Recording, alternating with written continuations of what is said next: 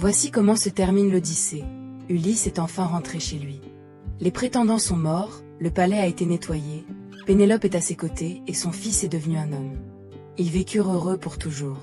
Generic. Sauf que je viens de vous chanter la partie célèbre. Il existe une suite que presque personne ne connaît, la Télégonie. Et elle prend cette fin rassurante pour en faire quelque chose de si étrange, de si précis et de si silencieusement dévastateur que les Grecs lui ont consacré tout un poème aujourd'hui perdu. Voici comment Ulysse meurt réellement. Et je vous promets que vous ne le verrez pas venir. Lui non plus, et pourtant, Ulysse voyait presque tout venir.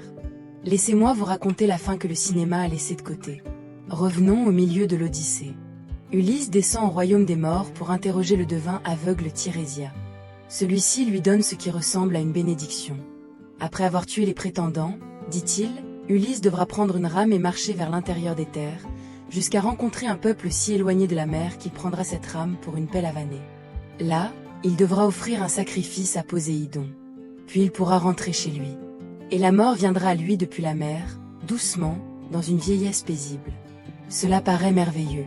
Une mort tranquille, à un âge avancé, loin des vagues. Mais l'expression « la mort viendra depuis la mer » peut être comprise de deux manières. Première possibilité, Ulysse mourra paisiblement, loin de la mer. Deuxième possibilité, quelque chose venu de la mer le tuera. Tout le monde a retenu la première. La Télégonie choisit la seconde.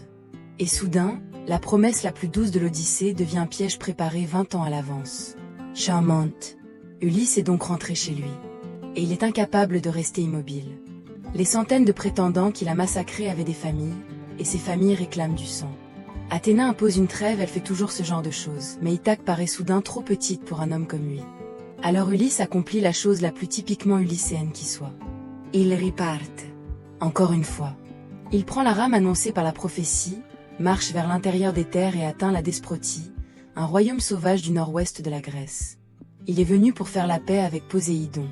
Mais la Desprotie possède une reine, Calydicée. Lorsque le héros le plus célèbre du monde arrive devant sa porte, elle lui demande de rester, de l'épouser, de conduire ses armées et de devenir roi. Ulysse, qui a résisté à Circé, à Calypso et même à la promesse de l'immortalité, accepte. Il épouse Calydicée. Ils ont un fils, Polypœtès, celui dont personne ne se souvient. Ulysse combat dans ces guerres et affronte même Arès. Cette fois, la ruse ne suffit pas. Puis Calydicée meurt. Leur fils hérite du royaume.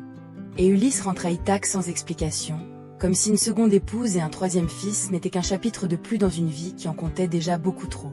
À Ithaque, tout est exactement à sa place. Pénélope est toujours là. Télémaque est toujours là.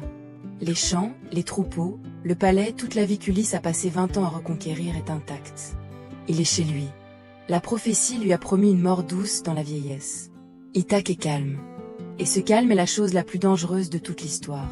Car Ulysse ignore, tout le monde ignore que sur une île magique absente de toutes les cartes, un garçon a grandi. Un garçon qui n'a jamais vu le visage de son père. Et il vient le chercher. Petite pause avant que tout tourne mal. Si cette fin perdue vous plaît, laissez un like. Cela aide réellement la chaîne à trouver d'autres personnes qui aiment ce genre d'histoire. Et abonnez-vous, parce que j'ai encore toute une collection de fins que l'on a oubliées. Une question, saviez-vous seulement que l'Odyssée avait une suite? Dites-le moi dans les commentaires. Bien. Revenons au garçon et à sa lance. Il s'appelle Télégono, né au loin. C'est le fils de Circé. Lorsqu'Ulysse a quitté son île des années auparavant, il n'y a pas laissé seulement des souvenirs. Il a laissé Circé enceinte. Elle élève seule l'enfant sur une île hors du temps. Une déesse, une magicienne, une femme capable de transformer des hommes en porcs. Puis un jour, elle lui dit d'aller chercher son père. Elle lui donne un navire, un équipage et une arme. Et quelle arme? Une lance dont la pointe n'est faite ni de bronze ni de fer. Elle est faite avec l'aiguillon d'une raie. Bauble, Venemo, sans remède connu. Une arme littéralement fabriquée par la mer. Tirésia avait dit que la mort viendrait depuis la mer. Poséidon n'a jamais tué Ulysse directement. Il a seulement provoqué les errances durant lesquelles Télégono a été conçu et fourni la mer qui a donné sa pointe à la lance. Le dieu n'a pas porté le coup. Il a seulement assemblé les pièces. Télégono ne possède aucune carte. Il connaît le nom de son père, c'est qu'il est roi d'une île appelée Ithaque, et rien de plus. Il navigue. Il atteint une île. Et il ignore qu'il s'agit de la bonne. Après des semaines en mer, son équipage meurt de faim. Ils font donc ce que les marins grecs font souvent lorsqu'ils atteignent une côte inconnue, ils la pillent. Ils tuent du bétail et emportent des provisions. Ce qui, si vous vous souvenez de l'Odyssée, est exactement la manière dont les malheurs d'Ulysse avaient commencé après Troie, lorsqu'il attaqua les Cyclones. Le fils répète la plus ancienne erreur du père. Mais cette île est Ithaque. Et le bétail appartient à Ulysse. Quelqu'un court prévenir le roi. Ulysse prend ses armes. Il a déjà vaincu un palais rempli de prétendants. Télémaque se tient à ses côtés. Sur la plage, face à eux, se trouve un jeune étranger portant une lance dont la pointe vient de la mer. Un père. Un fils. Aucun des deux ne le sait. Ils combattent. Et l'aiguillon de raie atteint Ulysse. Le venin se répand. L'homme qui a survécu à Poséidon, au Cyclope, à Scylla, à 10 années de guerre et un palais rempli d'ennemis meurt sur sa propre plage. Tué par son propre fils. Avec une arme faite de la mer qu'il avait poursuivi toute sa vie. Puis Télégono découvre la vérité. Nous ignorons comment. Peut-être Télémaque a-t-il crié le nom du roi. Peut-être Ulysse l'a-t-il prononcé en mourant. Ce que nous connaissons, c'est le poids de l'instant. Télégono avait traversé toute la Méditerranée pour trouver son père. Il avait atteint la bonne île sans le savoir. Il avait combattu l'homme qu'il cherchait sans le reconnaître. Et il venait de le tuer. Une pièce aujourd'hui perdue de Sophocle ajoutait une autre prophétie. Ulysse mourait de la main de son propre fils. Alors Ulysse, fidèle à lui-même, tenta de tromper le destin. Il éloigna Télémaque, le fils qu'il connaissait, pour se protéger du fils qui pourrait le tuer. Lorsqu'un jeune pillard débarqua, Ulysse descendit donc vers la plage en pensant agir prudemment. Il avait raison, son fils allait le tuer. Il s'était seulement trompé de fil. Il tenta d'éviter une prophétie, et courut directement vers elle. Télégono a cherché son père pendant toute sa jeunesse. Il l'a trouvé à l'instant exact où il l'a tué. Ulysse, lui, est mort sans avoir jamais su que ce fils existait. Télégono fait alors la seule chose qui semble encore possible. Il recueille le corps. Il prend avec lui Pénélope, la femme qui a attendu 20 ans, seulement pour voir son mari mourir sous les coups d'un inconnu affirmant être son fils. Il emmène aussi Télémaque. Et tous retournent sur Axantegua, l'île de Circé. L'île où Ulysse avait vécu pendant 1 an. L'île que la mère de Télégono gouverne toujours. Circé les accueille. Elle enterre Ulysse, l'homme qu'elle a aimé, l'homme qui l'a quitté, l'homme que leur fils vient de tuer. Puis elle accomplit ce que seule une déesse peut faire. Elle rend Pénélope, Télémaque et Télégonos immortels. Personne ne le lui a demandé. Circé n'accepte pas les requêtes. Et vient alors l'une des décisions les plus étranges de toute la mythologie grecque. Télégono épouse Pénélope. Télémaque épouse Circé.